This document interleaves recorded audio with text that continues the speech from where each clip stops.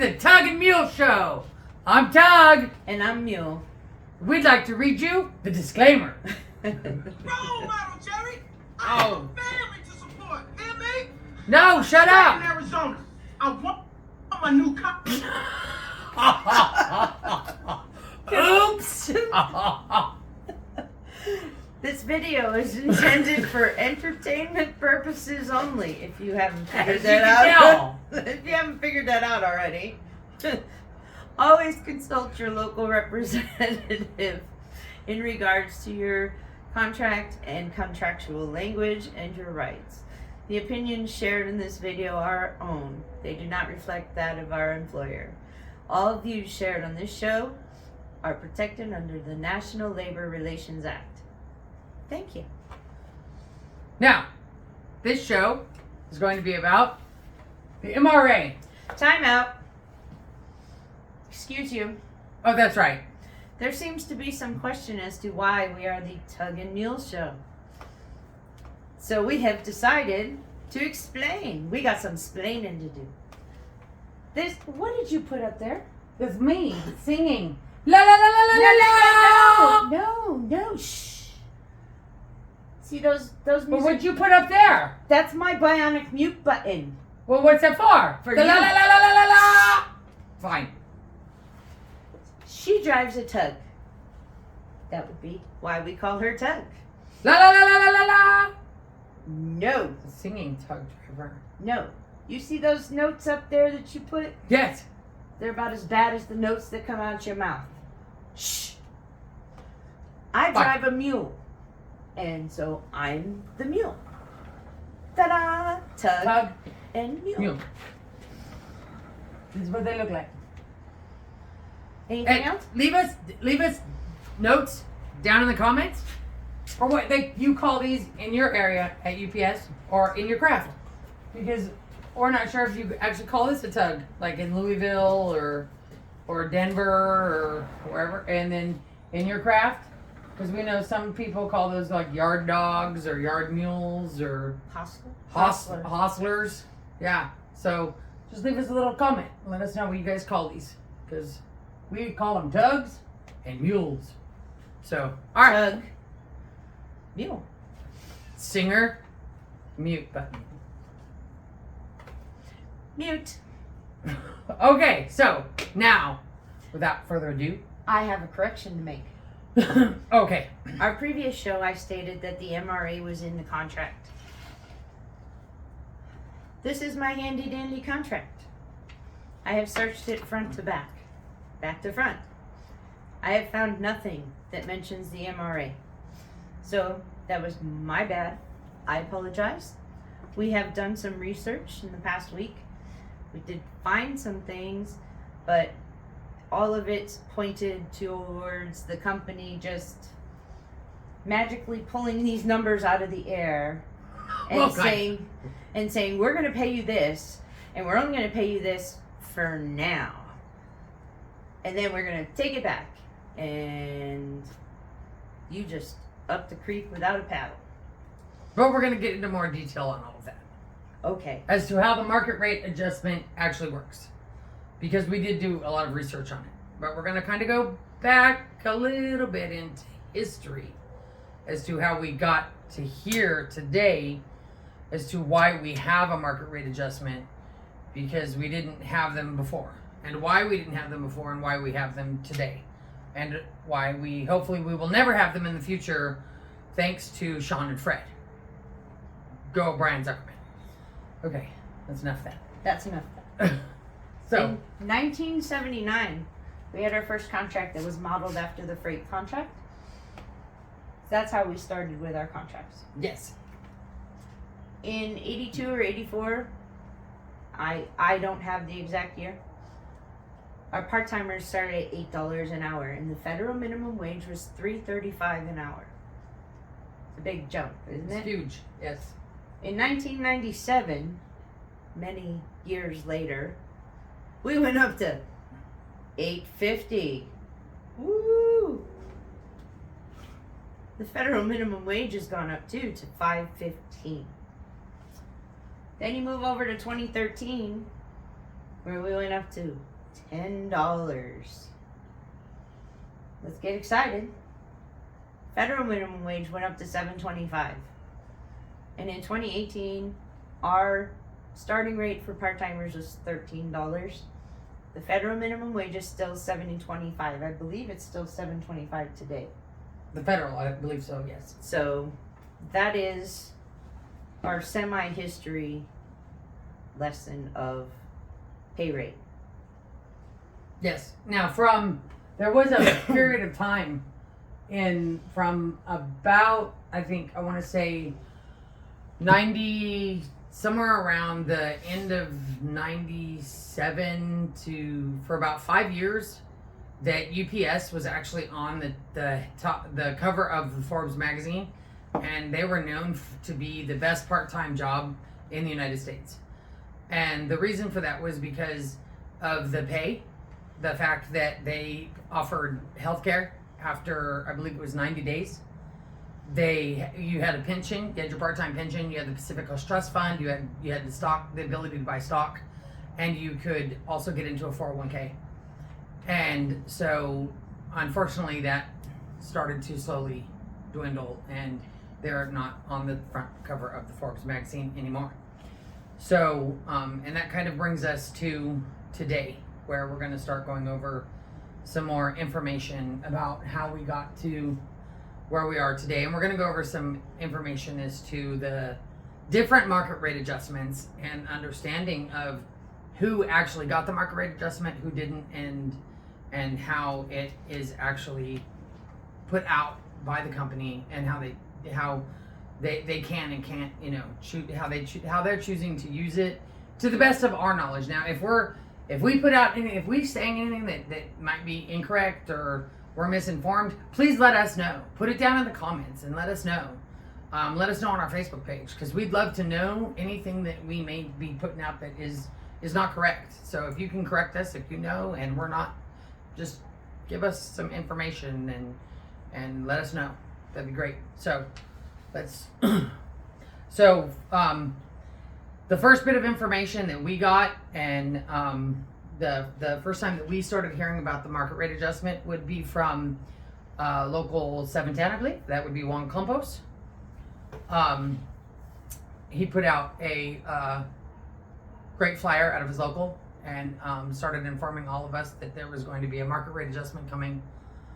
And this was in May of 2021. And it says that in their area, the twilight rate would go up to $22 an hour.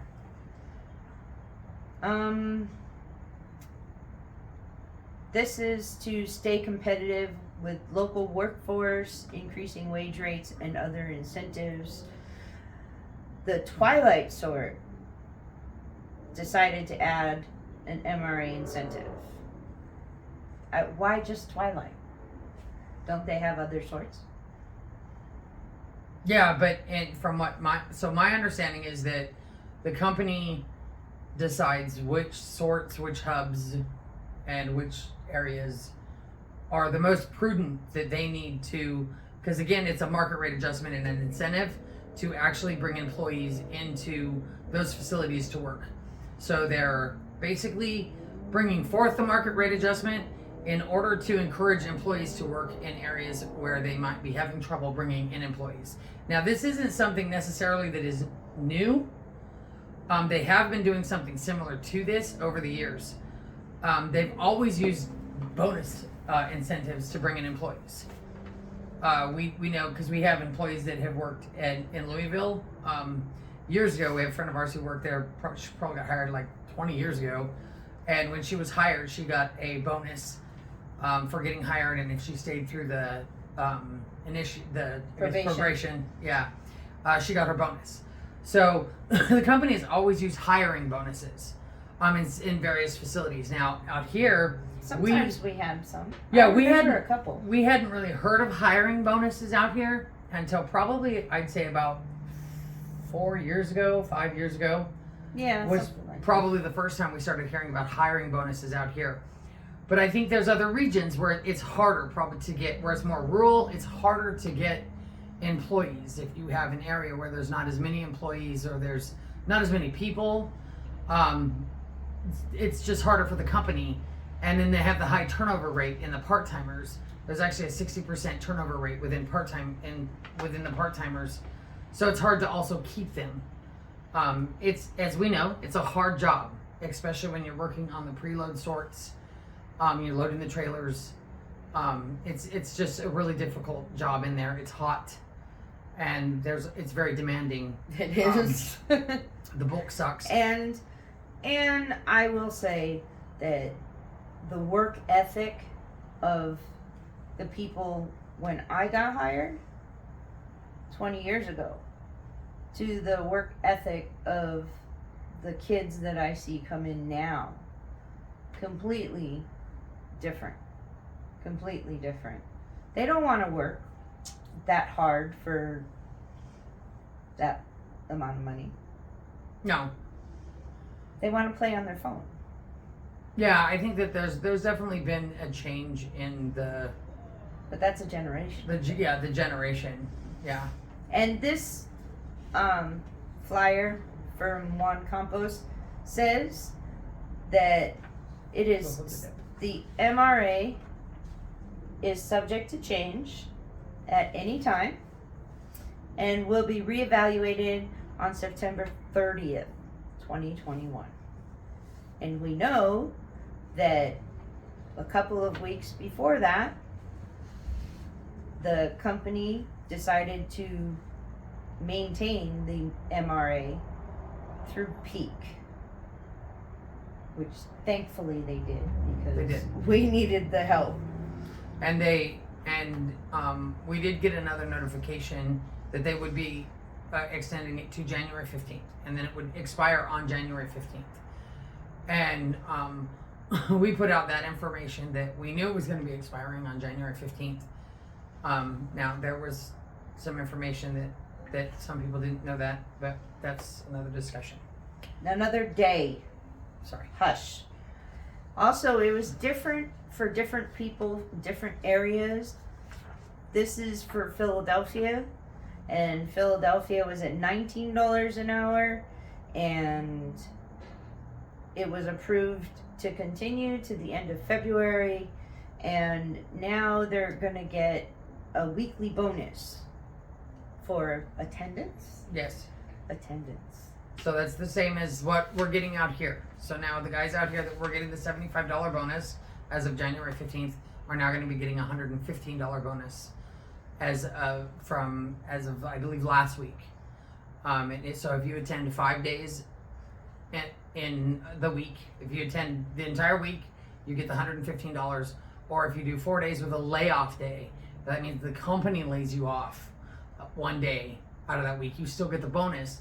You cannot take a sick day, an option day, a vacation week, or a FHP. You cannot use one of your entitlements. If you use an entitlement, it doesn't count towards the bonus. But if you're there for at least 5 days or 4 days with a company layoff day, then it counts towards the bonus and you get the $115.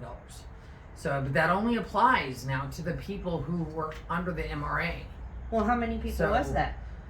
So, so this is also varies by, again, local, the region, the area, because even in our local, there were various people that did not get the MRA. It depends on where you were at. So we had some of the guys in our own barn on certain sorts that didn't get the MRA. We had some hubs that didn't get the MRA. In 396, we were told that only the preloaders and the night sort got it. So some of the guys on Twilight and A sort and stuff, those part-timers didn't get it. Whereas in 952, they have 2 UPS hubs, Anaheim and Laguna, they all got it. So it just varied. So this was the other problem with the MRA. So there was really only, to our understanding, there was only about maybe 10%, maybe a little bit higher, of the part-timers nationwide that actually received the MRA. Because if you were already making over $18 an hour as a part-timer, even though you'd been there 5 or 6 years, you didn't get it because you were already at $18. or if you were maybe working in a smaller hub, what we call the satellite hubs, you probably didn't get it. The only ones that were getting it were the hubs where the company decided that hub needed to have employees for whatever reason. They needed to have the staffing. The MRA was used as a market rate adjustment to bring staffing onto a sort or into a facility where the company felt like they needed those employees. They needed to either maintain the ones they had, or they needed to staff that facility for peak. So let us discuss the solution. Is there a solution? There is. Okay. Should we be yelling at the locals saying, "Fix it! I want my $3 back"? No, I don't think so. I don't because the solution, it can't be right. The solution isn't for me. I believe that $3 is a breadcrumb, and we shouldn't be fighting for breadcrumbs. We need to fight for the whole bread loaf. And so the solution isn't that $3 and getting it back, because at any time the company can just take it away again. We shouldn't be fighting for the MRA. We need to be fighting for stronger contract language. So we didn't need this MRA back here because we were always so much higher than most companies. Well, yeah, we were way higher above the actual Federal minimum wage. Why is it Now- like that? Why is that? Who's that? Why do you? Can I swim? Could that be? Why are you talking to me? Forky, ask a question. I don't know. See, Forky's asking questions, and you can ask questions, and everybody can ask questions, because we have all the answers. We don't. We do. We don't. I always do. You I think you I do. Ask anybody. But if we don't have the answer, we will find it. We will search high and low to get it. I love Forky. Okay. Leave a note below if you love Forky. I'm going to have a giant Forky on your next show. Okay, so anyways, what I was saying is, so even though this says that this is the federal minimum wage, the reality is that, and we've done some homework, there's some counties and cities across the nation right now that are already at $15. And the problem that we had with the 2018 contract was that going into this contract within that year or the year after, we already had some counties and some cities in various states, in the higher states of California, New York, Washington, that were already at $15. So this is where the market rate adjustment wound up coming into play, because UPS was having trouble competing, as most of us already know this. That it was just that they were behind the eight ball. They couldn't compete with Amazon. They couldn't compete with They couldn't compete with In-N-Out. Come on, man. We all know, like, people were going to McDonald's and making more money. Like, it was pretty sad, And it was a lot less work. Yeah. So, and this is really why the market rate became a factor in our jobs, and why the bonus is still there, because the best way to resolve this problem isn't with a market rate adjustment. It is with a contract that says that the company is going to pay a fair wage for all of the members coming in from the get. So all the part-timers are going to start making a decent wage. Christine and I absolutely believe that decent wage needs to be, for us, it needs to be like $21 an hour. These guys need to be making starting wage right out the gate, $21 an hour. This is ridiculous. You want to end this market rate adjustment. You want to end, and UPS wants to employ people and keep people, Let me start cutting back on the you- turnover rate. Start paying them a decent wage. You're working them like dogs. Pay them what they deserve. Let me ask this. Relax. Sorry. Deep breath. Cleansing breath. Thank you. So, according to the Bureau of Labor Statistics, we found that the average hourly wages in every state as of 2019, they're pretty good. California's at $29.47, Connecticut's $29.98. Let's see, Maryland, $28.95. Massachusetts, $31.58. Damn, I should move back home. We'll put the link to all of the information that we found and everything that we have below. And we'll also probably post it on our Facebook page. New York is $30.76. So it happens when you're outside. Yeah. Windy. So we found this, and if this is the average hourly wage, then we're nowhere near it. No. This So- is from 2019. These are actually the average hourly wages. And in our research, we found the 2022 minimum wage by state list, which is very long, very in-depth. But I can tell you that California and let's see, who else did we mark up here? New Jersey, New York. And this is, I mean, Massachusetts, District of Columbia, Washington State. And we have to take into account that some of these areas have a very high cost of living, but right now with inflation, I think we all have a very high cost of living. Very high cost of living. So to take that away from people right now just seems horrible. Yeah. And then just, I know one example in our hub of someone who, after the market rate adjustment was taken away, was already shorted 20 cents Yes. an hour on his pay. So he didn't even get back up to what his contractual rate was. And then this past week he looked at his paycheck and it was like another 30 cents down. Mhm.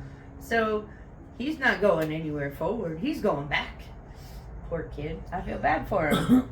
So Christine brought up another point that we really wanted to address that really needs to be handled.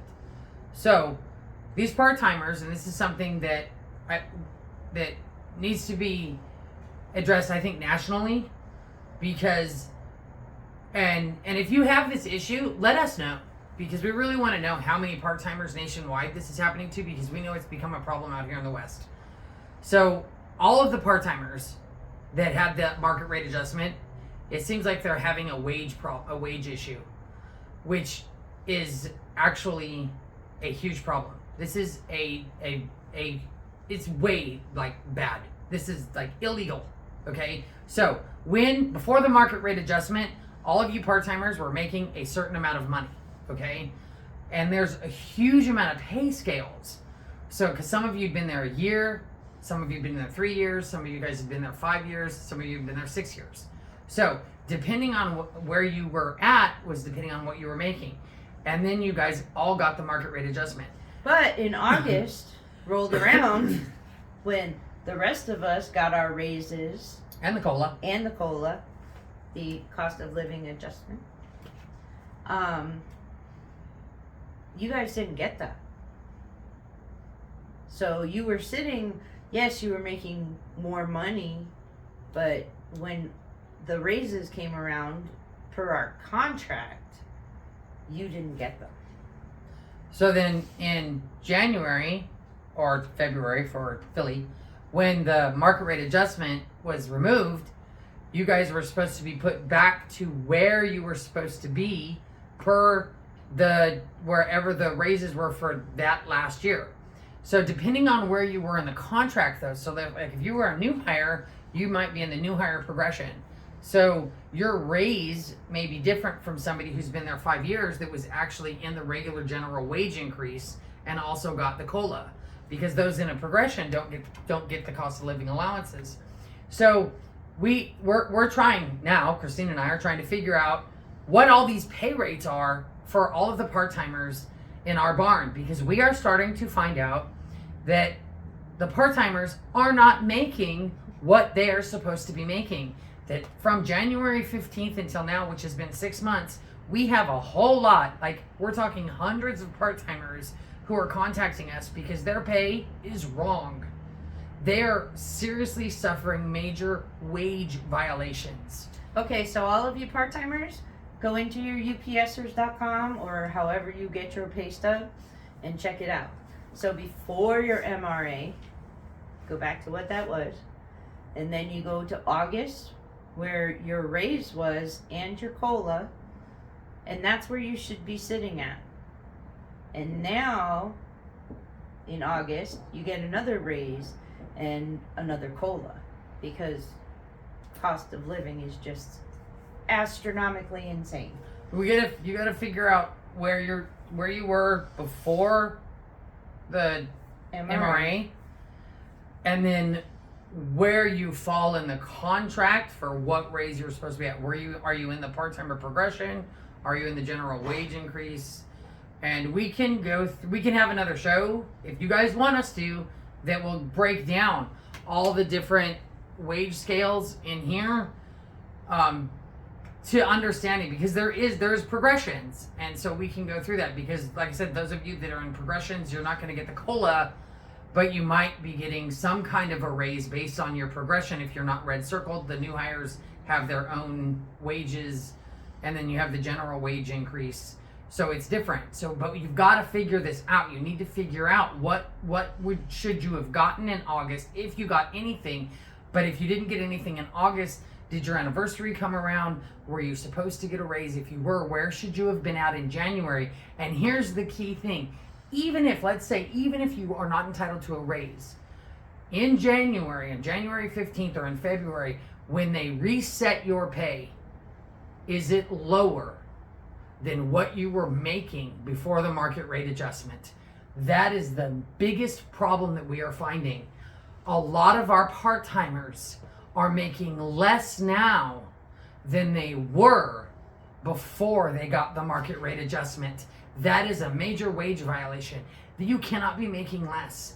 We have got to fix this problem. This needs to be looked at on a national level. We need to find out how many part-timers that were getting that market rate adjustment are having these wage violations. And we're really asking, why isn't the locals looking into this? Why aren't there more officials looking into this? Like, Christine and I we're just average members, man. We're just looking out for our fellow brothers and sisters here. What the heck is going on? Why aren't there BAs down there looking into this, talking to the part-timers, and doing their freaking job? They get paid to do this. I'm sorry. Stop. Okay, I'm calming down. It's okay. What's next? Cleansing breath, please. What's next? Business agents is a whole nother show. Okay. That's gonna be hot. No. Okay. And we do want to know why we're not hearing more about this from locals. And it's been 6 months. Do you kids just not realize that your paycheck has been shorted? I mean, it probably looked a little short after it was dropped down, so you didn't much realize. I know back in the day, I probably wouldn't have noticed it either. I would have been like, whatever, it's a paycheck. But Tim didn't notice. Please, look at your check. Look back before the MRA. Find out where you should be. And if it's wrong, say something. Do something. File a grievance. Have your full-timer put an inquiry into payroll and find out why this happened. And if you are owed money, by all means, do something. File.